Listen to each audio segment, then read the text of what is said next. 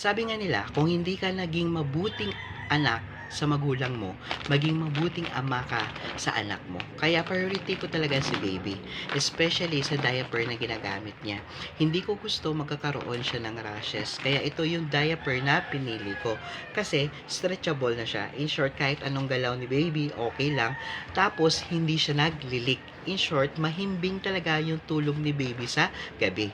So, anong diaper ito?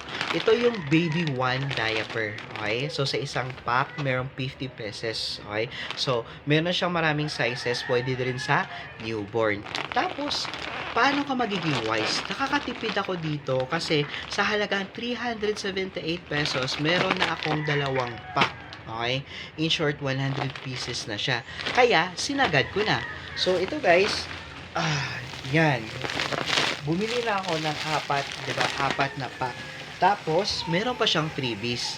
Yung freebies niya is yung hanger na ito. Yung cute na hanger at saka matibay na hanger. So, kung ikaw, gusto mo rin maging wise at priority mo talaga si baby, so ilalagay ko na yung link sa comment section kung saan ka makatitipid.